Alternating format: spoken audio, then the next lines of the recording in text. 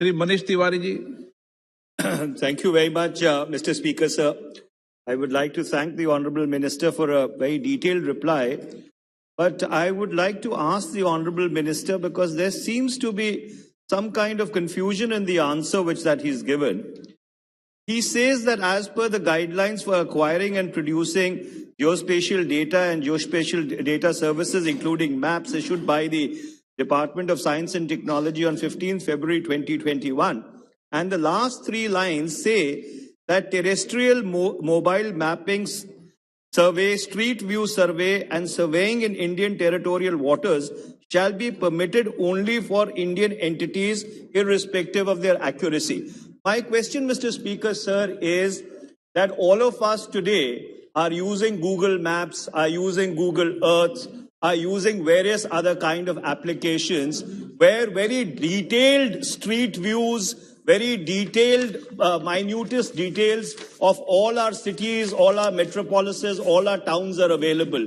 So under those circumstances, how are these guidelines really compatible with what is the existing situation? And is the government going to bring out some additional guidelines which will validate the status quo which is already in play, or are you going to invalidate Google Maps and Google applications and all other global geospatial services which are being used by the citizenry at large across the world, including India?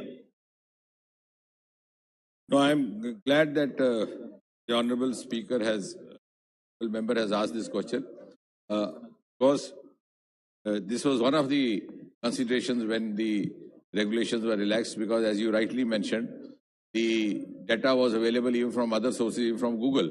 Now, as far as we are concerned, we have tried to restrict it, the use to the domestic users as far an extent as possible, and also reduce the extent of scientific resolution that will be available to the non-Indian entities. At the same time, but that is not the end of it. I agree with you. We are in the process of formulating a policy which would outline the approach and strategy for holistic development of geospatial ecosystem, because the technology is moving very fast, and I agree with you. This new policy will finally then replace the existing national mapping policy, which was formulated way back in 2005.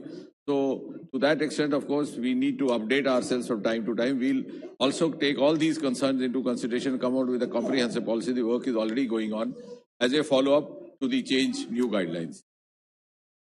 Question number 483, Sri Shankar Lalwani. Number 483. On the table of the House. धन्यवाद अध्यक्ष।